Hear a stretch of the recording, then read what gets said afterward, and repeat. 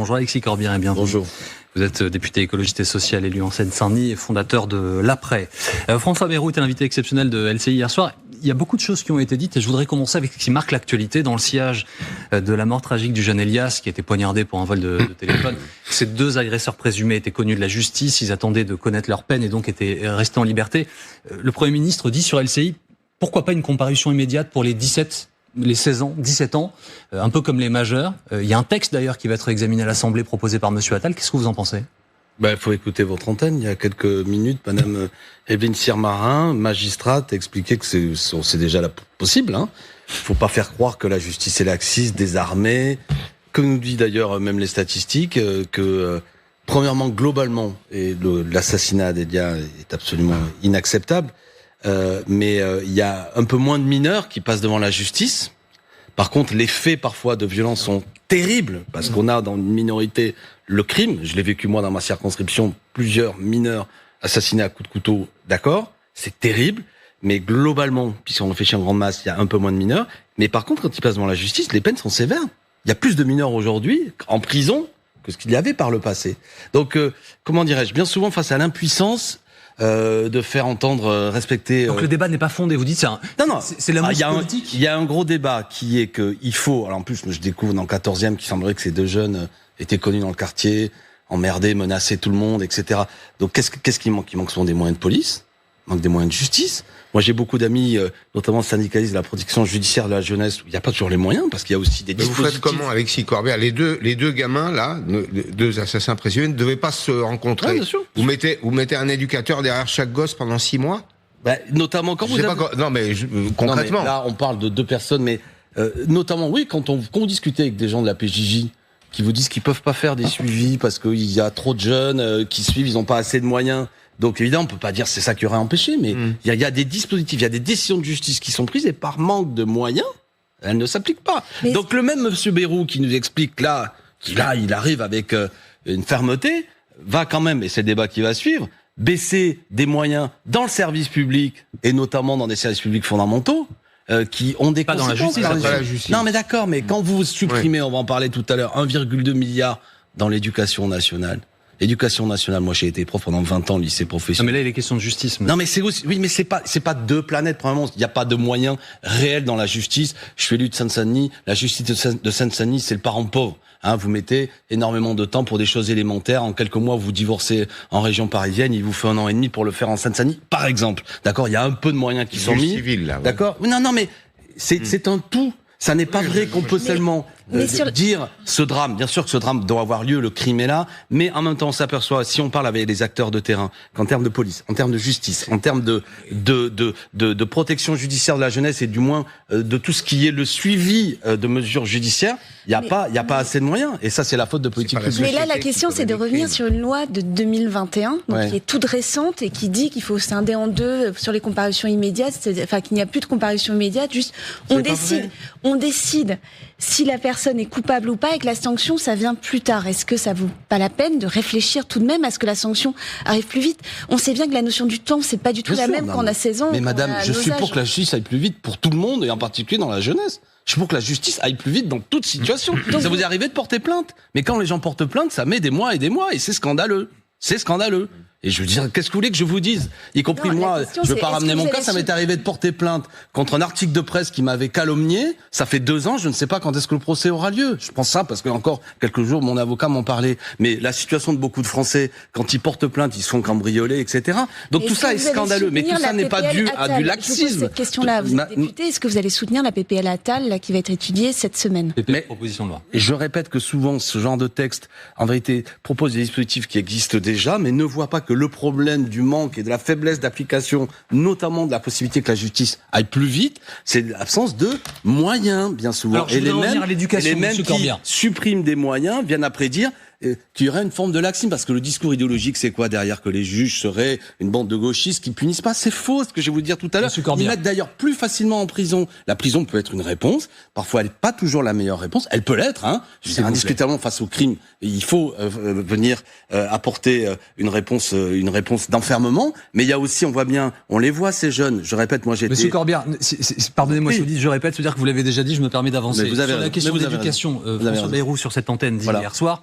On va pas supprimer les 4000 postes, ils restent là, ils restent bien là. Pascal Perry faisait le compte la semaine dernière dans cette émission, il y aura un solde net de création de postes. Alors peut-être pas suffisamment à vos yeux, mais... Dans l'administration d'emploi public, incluant ces 4000, avec 50 000 élèves de moins. D'accord. Mais non, mais est-ce que, pour être très clair, est-ce que le problème c'est pas l'ajustement entre l'offre et la demande?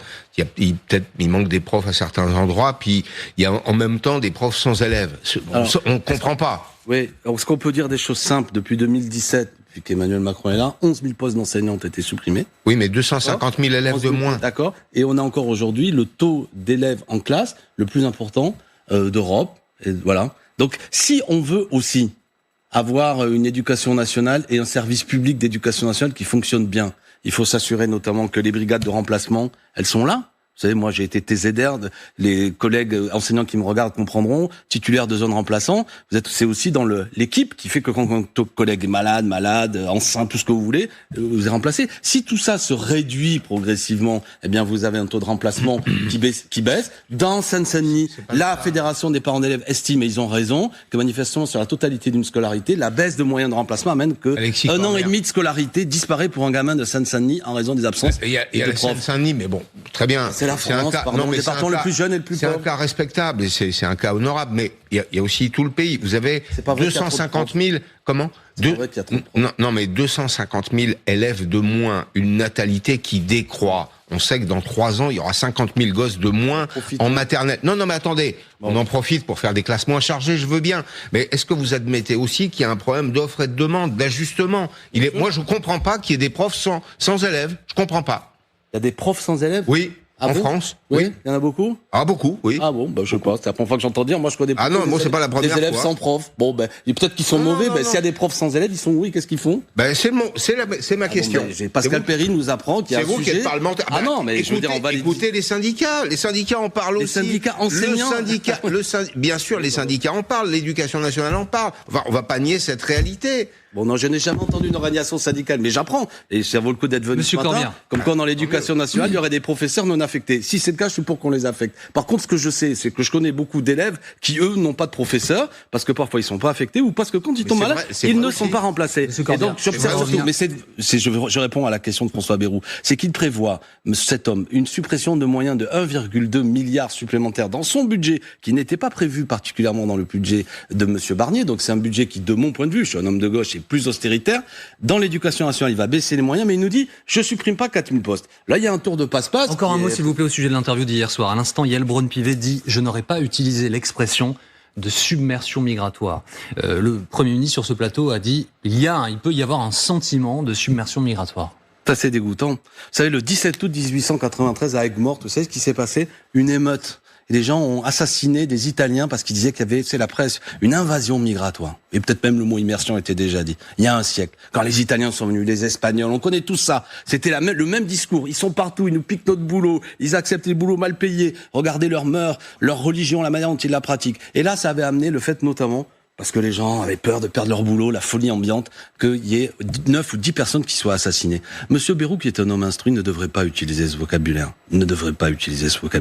C'est une faute? Il y a une immigration. Non, c'est un signal politique qu'il envoie clairement à une partie de l'électorat. Mais est-ce que c'est une faute politique? C'est aujourd'hui considéré que l'extrême droite, le vocabulaire qu'elle utilise est plutôt juste, vu que même le raisonnable M. Bayrou utilise exactement le même vocabulaire. Quand vous donnez des victoires idéologiques à une force politique, vous lui rapportez des victoires électorales après. Si vous dites que c'est vrai qu'il y a même plus un problème d'immigration, ou des préoccupations d'immigration parce que les immigrés sont mal accueillis, parce que vous savez quoi, sur la planète, il y a des millions de gens qui fuient leur pays. Est-ce que c'est pas justement... En raison, juste une chose, parce que moi je ne suis pas pour le grand chamboulement de la planète, et c'est une tragédie de quitter son pays. On pourrait s'interroger sur pourquoi, mais si vous dites que il y a une immersion, sous-entendu, on peut plus rien faire. Submersion, qu'importe, vous voyez, c'est une outrance de vocabulaire qui, à mon avis, s'ouvre dans les voiles de Madame Le Pen ou Monsieur Zemmour ou je ne sais trop qui. Est-ce qu'on ne peut pas diviser ce débat en deux, l'un sur la migration économique nécessaire, apparemment, les métiers en tension, etc., et l'autre, le problème identitaire des Français qui ont des difficultés à reconnaître que l'étranger, l'immigré,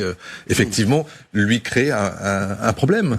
Donc le problème on peut même le diviser en en 3 parties, je comprends votre idée. Premièrement, le problème des migrations est le problème du 21e siècle. Je l'ai dit, je vais vite, des règlements climatiques, des guerres, des économies fichues à terre. Donc des millions de gens quittent leur pays, pas par plaisir, pas par tourisme, pas pour profiter de la sécu, mais parce que chez eux, ils n'arrivent plus à vivre. C'est un sujet, on peut faire ce qu'on veut, hormis d'imaginer qu'on va vivre dans des forteresses avec l'armée. Bon. Donc il faut le penser au niveau de la planète. On me dit, vous êtes idéaliste, naïf. Non, je suis très réaliste. Si on le fait pas, si, par exemple, monsieur Trump dit l'accord climat, je m'en moque, etc., ça aura des conséquences. Ça, c'est une chose.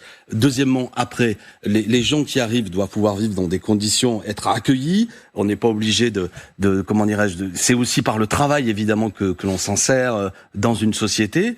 Et après, il y a tout un débat, évidemment, qu'on voit de la part de l'extrême droite, qui consiste à dire que le problème n'est pas social, le problème, c'est pas les conditions de travail que vous inflige votre patron, mais on divise le peuple en disant le problème c'est qu'il y a Mohamed, le problème c'est qu'il y a Moussa, et que lui, tu vas quand même pas lutter avec lui pour avoir de meilleures conditions. C'est une vieille ruse, le racisme, quand il y a des questions de tension sociale, pour que le peuple ne se rassemble pas, mais qu'il se divise. Toute dernière question, monsieur Corbière. François Bayrou insiste, répète qu'il y aura 2 textes sur la fin de vie.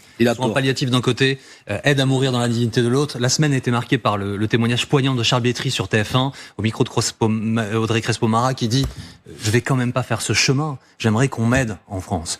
Qu'est-ce que vous répondez à François Bayrou? Non, je suis pour un seul texte, je suis pour qu'on continue le texte qui était porté, notamment je crois que c'était Olivier Fahlorny, qui est un texte équilibré, digne. Et le problème de séparer les 2 textes, c'est que une partie n'a de cohérence qu'avec l'autre. Sinon, vous allez avoir des gens qui vont être sur un sujet des soins palliatifs et n'amenant pas ce qui est selon moi un élément de liberté, la possibilité d'éteindre soi-même la lumière en faisant le choix, parce que les conditions personnelles ne permettent plus de vivre véritablement, que vous êtes condamné. Il faut accepter, il faut que le texte il doit garder sa cohérence. Et je crois que là, je suis pas d'accord avec monsieur Bayrou. Et ça veut dire que sur ce texte-là, l'Assemblée doit reprendre l'initiative. On sait, il y a différents textes, il y a un projet de loi gouvernemental, il y avait aussi une proposition de loi émanant justement de monsieur Fahlorny. Est-ce que c'est... Donc, je suis pour qu'on reprenne le texte au point où nous l'avions laissé. S'il n'y avait pas eu cette drôle de dissolution, on aurait pu avancer. Voilà, une fois de plus, que ceux qui nous écoutent, il s'agit pas d'imposer quoi que ce soit, il s'agit d'une liberté supplémentaire, d'une ultime liberté. Et je crois que c'est digne et grand de pouvoir le faire et de le faire, quelles que soient nos opinions politiques. Pour le coup, là, c'était un texte qui arrivait à nous rassembler. Merci beaucoup, Alexis Corbière, d'avoir été avec nous ce matin sur LCI.